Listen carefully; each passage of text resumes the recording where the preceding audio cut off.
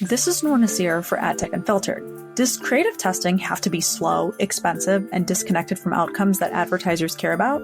Some may argue that's been the case in advertising for decades. To address the matter, I'm joined today by Forrester. He spent much of his career at organizations including Unruly and Sony Pictures Entertainment, focused on the art of creative insight. And for the past 7+ years, he's been bringing those skills to DAIVID, an AI-powered creative testing platform. He joins me to challenge long-held assumptions about how creative testing operates and how a combination of AI and creative data at scale can measure attention, emotion, and memory to help brands unlock deeper insights and stronger results. He also shares why emotions drive effectiveness, how creative data is reshaping advertising, and what it takes to truly connect creativity with business performance. Let's get into this episode with Ian now. Ian, thanks so much for joining to chat about creativity and effectiveness and what you've been up to. Thank you, Noor. Thanks for having me. Let's hop right into talking about maybe some misconceptions that people have around creative testing. What's something that you wish marketers could correct as far as their interpretation of what creative testing really entails? Just the fact that it has to be slow and it has to be expensive, because that is the traditional way of testing creative, right? You get the creative, show it to some people, ask some questions, do some bio stuff if you're doing that. But then you produce a report maybe 2 or 3 weeks later, and it's just really slow and it's really expensive. And that's the traditional way of testing creative, and it produces decent data, but it's just not fit for purpose anymore. When brands are producing hundreds of assets every week, you can't test those assets in the traditional way. So we need a paradigm shift. How do emotional responses correlate with ad effectiveness? Extremely well. Yeah, there's a very, very high correlation there. So when we test creative, we focus on 3 main drivers of effectiveness: attention, emotions, and memory. But of those 3, emotions is the most strongly correlated. Specifically, a brand should be aiming to evoke intense positive emotions. Like the feeling at the end of the ad should be an intense positive one. It should be left feeling positive. And then you attach that positivity to the brand, you're much more likely to purchase that brand in the future. I sense that a lot of advertisers, they're ready to spend in advertising, and also maybe there's a rise of programmatic advertising in particular, but many folks are not ready to commit to creative effectiveness testing. How do you overcome some of that pushback when people think it's not spending that they need to be doing? By showing the results, honestly. So we're now focused on the production of creative data at a huge scale. So moving away from like traditional testing and then producing a report and presenting it back, which is slow, it's time consuming. Often those reports don't even get read, a week after the campaign is finished. But instead, if you can provide a creative data signal at huge scale and then provide that to the brand or the agency or an ad tech business, they can merge that data with their own data, with their campaign data, and produce something really powerful. And once you do that and show the impact that it's having, you move away from a research space into a creative data space, and it's much more efficient, it's much cheaper, and the impacts you gain from that are immediately viewable. So like it's a paradigm shift away from research and into data. How can agencies really strike the balance between creative intuition and data-driven insight? Well, both are required. Honestly, the data is the driver of the intuition, of the insight. But the more data you have and the better data you're collecting, the stronger that insight's going to be. But there's always going to need to be a piece of human interpretation, intuition, if you want to call it. But that then drives then the outcome and the strategy. But the better the data you have feeding into that process, the better the outcomes are going to be. What do you think is truly broken here? Is it the creative development process, or is it the way that we are measuring the success? Honestly, it's both for me. Creative development, ideation has traditionally been about the big idea and the intuition, and data hasn't really flowed into that process. So it's more about the inspiration of the creative director, which is cool. I mean, there's a lot of really brilliant people out there. But again, if you can feed that process with creative data to understand what's worked, what hasn't worked in the past and why, that then improves that intuition and that inspiration and improves strategy setting. But then also through to like measurement and implementation, like brands are not tending to measure in a full way. They're measuring certain things. Like every brand that we speak to is swimming in data, right? They've got media data, sales data, brand lift data. which is all great. I'm not suggesting we stop measuring any of those things. They're all really important, but all of that speaks to the performance of the campaign, and it ignores the creative quality within that drove the campaign. But when you marry those two things together, then you get proper research at the end of a campaign. Again, you're generating really useful insight, which can then be fed back into the next process. A lot of the problem is research is done and insight is generated, but then it's kind of forgotten. It's all like, okay, we learned that, but how much of that goes into the next campaign? Sometimes it does, but often it doesn't. So it's kind of broken. Talking about creative data could mean a lot of different things. What does it mean in your case, and why do you think it's bringing so much more value to advertisers? So it's about the codification of creative quality at a huge scale. And it's the scale and the depth, the combination of the two, which is so important. Creative data has always existed, right?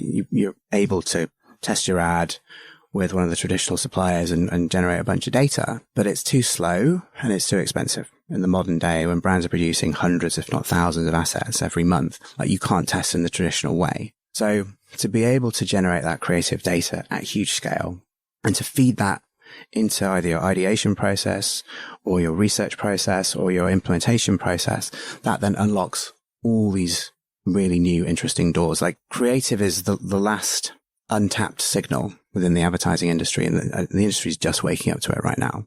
I've said it so many times across the last conversations I've been having, but I'm going to bring it up right now as well.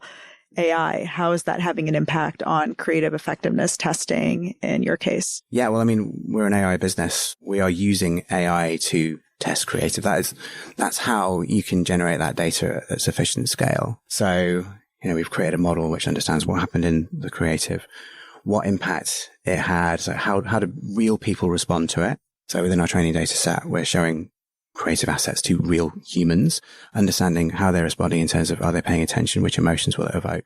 Will they remember the brand? What they're going to do next? And we're mixing that data with another data set, which is around computer vision and computer listening to understand what's happening in the creative. The model then brings these two data sets together to understand what it was about the creative, which resulted in a certain outcome. And now it's built. You can take creative at huge scale, literally thousands of assets if you want to, put it through the model, and the model will predict attention, emotion, and memory at huge scale. And that's the unlocking of all this data. That's how this creative data is being made. I also want to talk to you about difference by market when we're doing creative testing. What are some of the cultural nuances associated with emotional responses by market? Yeah, it's really interesting because we do a lot of work across the world. You can't apply a US model to Japanese creative, right? It just doesn't work. So you need to be building models which are specific to each market that you're operating in, which means that you need to be generating training data in Japan, which means showing Japanese videos to Japanese people to see how Japanese are responding to stuff. But then there are certain emotions which are universal. Like if you get a picture of a puppy and show it to most people, they're going to feel intense warmth. They'll think, oh, that's super cute. Or if you show like a really impressive starscape, right? And people are going like, that's amazing. They'll feel awe, right? But then other emotions are very culturally specific. So amusement, for instance, nostalgia, like what makes a Japanese person laugh versus a French person versus an American, very, very different. So there's emotions which travel, and there are emotions which are very culturally specific. Is there ever universal emotional code, or is it always context dependent? Ideally, you want to be leaving the viewer feeling an intense positive emotion. That doesn't mean you can't evoke negative emotions along the way. Like you can shock someone at the beginning of an ad and then show what you're doing about that situation, and that then leaves them on a high. But generally speaking, you want to be evoking intense positive emotions. Now, which emotions you evoke is very dependent on your brand and the space that you're playing in, what emotions your competitors are evoking as well. And so to understand that emotional space of your category and what the emotional white space within your category is really, really powerful, because then you can move into that emotional white space. In so doing, you're going to differentiate yourself versus your competitive set. You're going to zig when the world zags. Like John Hegarty used to say that, didn't he? But he didn't say, why is that effective? The reason it's effective is that you evoke an unusual emotion versus your competitors. And just by doing something different, you're going to stand out versus the crowd and therefore be more memorable and more effective.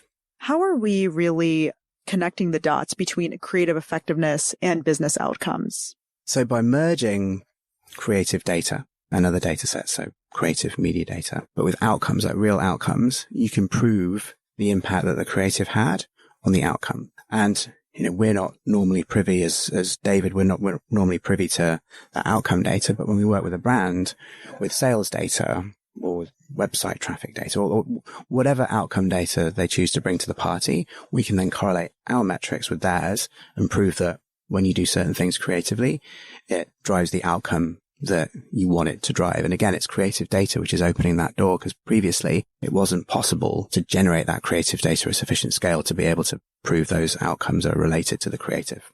We have so much focus these days on performance-driven metrics, performance-driven media. Do you think that brand building and the use of creative for it is at risk as a result?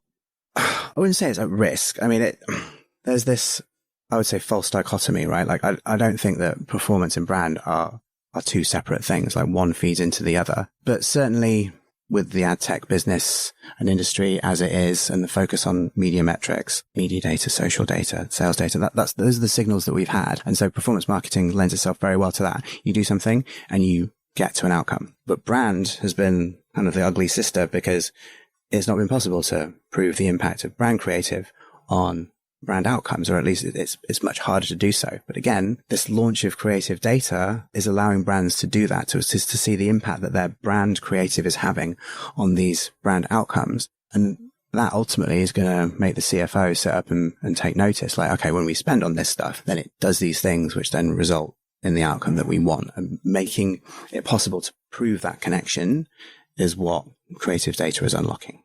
Of course, I agree that brand building and performance are not separate. Do you get pushback though, right? If I was responsible for performance-driven media and a creative vendor is going to come and talk to me and say, you've got the wrong guy. Sometimes, yes. But then again, these guys are looking for new levers to pull, right? Because media has been optimized to like the millionth degree.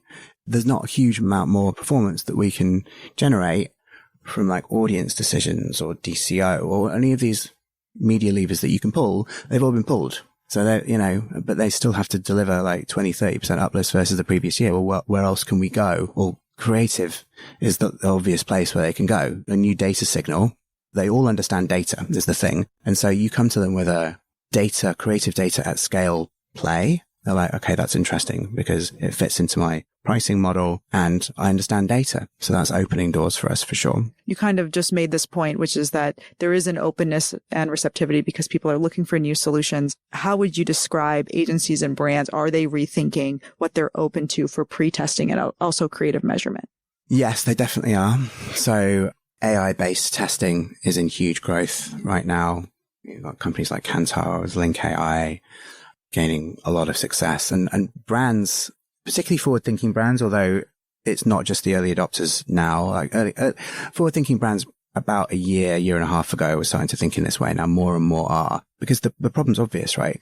They're producing tons and tons of creative, of which they're testing maybe 0.1%. So this huge amount of creative that they're making and pumping out into the world, they've no idea if it's any good or not. They're getting pretty facile metrics back from the platforms like engagement rate and view-through rate. That's fine, but it's not speaking to, is this creative any good or not, and why, and can we learn from it? And now brands are waking up to this fact and using more of these AI-based techniques so they can test more of their stuff and ultimately learn about it and then put that into their strategies going forward. Do sometimes advertisers say, we're trying to hit this KPI and now adding you to the mix, despite all the value you add, is just outside of the ethos of what we want to prioritize. What do you say to that type of point? Well, the pushback, I mean, there's two pushbacks. One is the additional effectiveness that we can drive. But honestly, the bigger pushback for a lot of brands is the saving of waste, right? Because a brand will create a lot of content and they'll push it out into the world, and often they'll support that content with media money, right? It's not testing it. They're not using research money to do the test, but effectively they're still using money. It's still currency, and they're not doing an in-lab test, but they're pushing it out into the real world, which is even more dangerous because that using the wrong creative could do your brand damage because it's being shown to real people. You might take the first week of the campaign supporting everything equally and then seeing kind of what sticks in terms of what's getting better view through rate or whatever, and say, right, we're going to be using this 10% of the creative because it's the best. after the first week of the campaign. But in that process, you've still wasted thousands of dollars, like figuring out which one to go with first. And potentially you're doing your brand damage because it's being shown to real people. And so this is the play. We're like, well, look, you can just cut out all that process, test everything, figure out which ones to go with first, and put all your media money behind that for a fraction of the cost of what you've wasted, frankly, on this in the real world media test that you're doing, but not calling it a test. Are there any unusual categories that creative testing would be important for that haven't, at least you've noticed, are not doing creative testing that should? I mean, most advertisers are doing some form of creative testing these days. If I were to actually reframe the question, I think it's about accessibility, to say that the bigger advertisers, regardless of category, finance, CPG, shopper, retail, whatever, they may be spending across categories, but maybe a smaller advertiser would say it's just outside of scope. Do you think that if someone was pushing back from a financial standpoint, that you would have something to say as far as accessibility? 100%. I mean, that again, this is why using AI is such a democratizer of creative data, because, you know, you go to one of the big players, you want to test an ad, you're looking at least a couple of grand. For us, from our perspective, if you walk off the street and say, here's, I've got an ad to test in, that's $100, just, you know, with no agreement, no recurring thing. And then if they want to do a recurring deal, then that price drops dramatically, like by orders of magnitude lower. Like if you're willing to put lots and lots of creative through our platform. So it really democratizes access to that creative data, and they can access the data in the platform, you know, and so it just makes it available to all, which I think is a really positive thing. Fantastic. Thanks for all the time today, Ian. Cool. Thank you, Noor. Appreciate it. Thanks to Ian Forrester, CEO of DAIVID. That conversation was a good reminder that creative testing is shedding its former reputation of always being either slow or expensive, and that AI is playing its part to make some of those clunkier parts of creative campaign analysis smarter and more impactful. In the ad tech world, we may not often enough emphasize that connecting with audiences starts with understanding the emotions that drive attention and memory. It's worth a second thought. Thanks for listening. I'm Noor Naseer, and we'll be bringing you another episode of Ad Tech Unfiltered shortly.